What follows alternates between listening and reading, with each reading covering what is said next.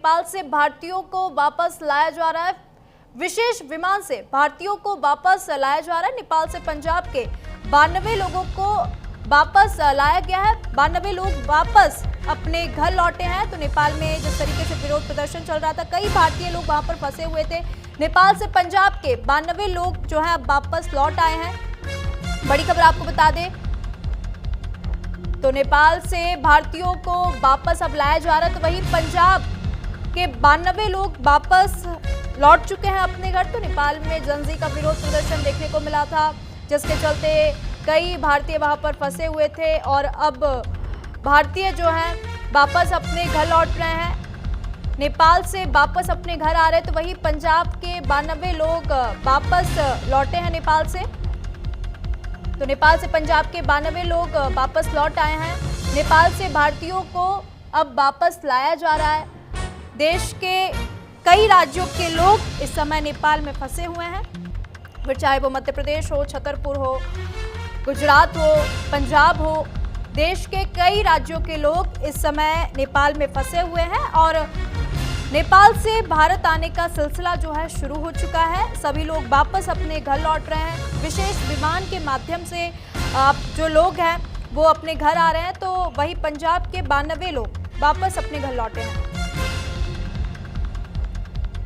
और देख जानकारी ले लेंगे, हमारे साथ अनुराग नेपाल बॉर्डर से जुड़ चुके हैं। अनुराग, क्योंकि जिस तरीके से देख रहे थे जनजी का विरोध प्रदर्शन हुआ नेपाल में, काठमांडू में जगह जगह आगजनी की घटनाएं हुई, उसके बाद कई भारतीय लोग वहां पर फंसे हुए थे, अब वापस अपने घर लौट रहे हैं। अभी क्या कुछ स्थिति बनी हुई है?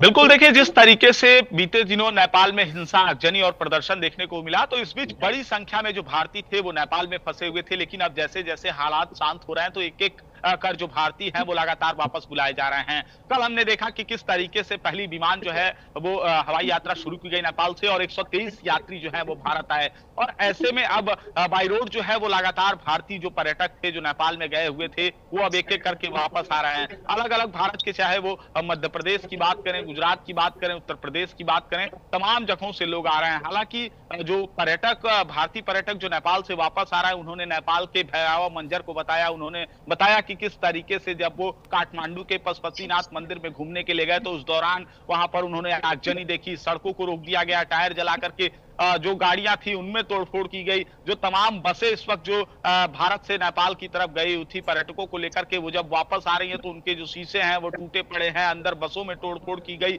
और जो भारतीय पर्यटक थे उनके साथ मारपीट, बदसलूकी भी की गई। इस तरीके से लगातार जो वापस लौट रहे जो पर्यटक थे उन्होंने वहां की आंखों देखा हाल बताया, उन्होंने वहां का मंजर बताया है। एक भयावह मंजर जो है वो भारतीयों ने कहीं ना कहीं नेपाल को लेकर के बताया है। उन्होंने बताया कि पूरी तरीके से वहां पर आगजनी, हिंसा जो है इस बीच देखने को मिला है। हालांकि अगर हम बात करें गाजियाबाद की, तो गाजियाबाद के ऐसे दंपत्ति थे जो वहां पर घूमने के लिए गए हुए थे और वो अपनी पत्नी से बिछड़ गए। और ऐसा बताया जा रहा है कि जब आगजनी हुई तो वो ऊपर से जो है उन्होंने छलांग लगाया और उसके बाद उनकी पत्नी जो है बेहद गंभीर रूप से घायल हो गई थी और वहां इलाज न मिलने के कारण उनकी मौत हो गई। हालांकि कल देर शाम नेपाल के एम्बुलेंस से जो है उनका शव भारत नेपाल के सुनौली बॉर्डर पर लाया गया और यहाँ से भारतीय एम्बुलेंस से जो है उन्हें गाजियाबाद के लिए भेजा गया। तो तमाम भारतीय एक एक कर वापस आ रहे हैं। हालांकि जो इस बीच 4 दिनों की अगर हम बात करें, जनजी के प्रदर्शन और उसके बीच हिंसा की आग में जल रहे नेपाल में जो भारतीय फंसे हुए थे, उन्होंने वहां के भयावह मंजर को बताया है। बिल्कुल अनुराग, क्योंकि जिस तरीके से देख रहे थे विरोध प्रदर्शन, जगह जगह झड़प, आगजनी, हिंसा की घटनाएं देखने को मिली। अभी क्या कुछ स्थिति बनी हुई है? क्योंकि कल ये बताया जा रहा था कि कर्फ्यू लगाया गया था जो कि आज सुबह 6 बजे तक लगा रहा। अब क्या कुछ स्थिति है? क्या कर्फ्यू को पूरी तरीके से हटा दिया गया है? क्या वापस लोग, जिस तरीके से वहां पर सब कुछ जल के खाक हो चुका था, तो अब क्या वापस लोगों की जिंदगी पटरी पर लौटी है या अभी भी तनाव का माहौल वहां पर बना हुआ है?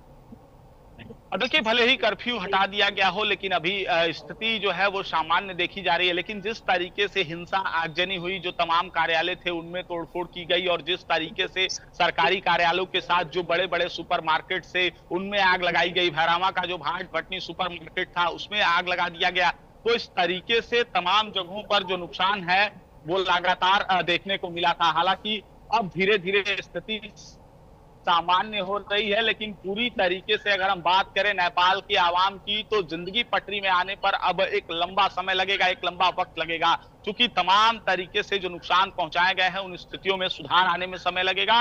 और अभी भी जो स्थिति है वो हम पूरी तरीके से ये नहीं कह सकते हैं कि जो प्रदर्शन था, जो चीजें थी वो खत्म हो गई हैं। हालांकि अब जब से सेना ने कमान संभाला है तब से स्थिति में लगातार जो सुधार है पिछले 2 दिनों में वो अब देखने को मिल रहा है। बिल्कुल अनुराग, क्योंकि जिस तरीके से जितने भी भारतीय वहां पर फंसे हुए तो विशेष विमान के माध्यम से अब वापस लोग अपने घरों की ओर लौट रहे, तो कई लोग ऐसे भी है जो हथेली पर जान जोखिम में डालते हुए, रिस्क लेते हुए भी, क्योंकि कल हमने एक वीडियो देखा, एक परिवार जो था वो कार के माध्यम से वापस अपने घर लौट रहा है। कर्फ्यू कल लगा हुआ था, उन लोगों का क्या कुछ कहना है, उन्होंने क्या कुछ बताया, नेपाल में क्या कुछ स्थिति है?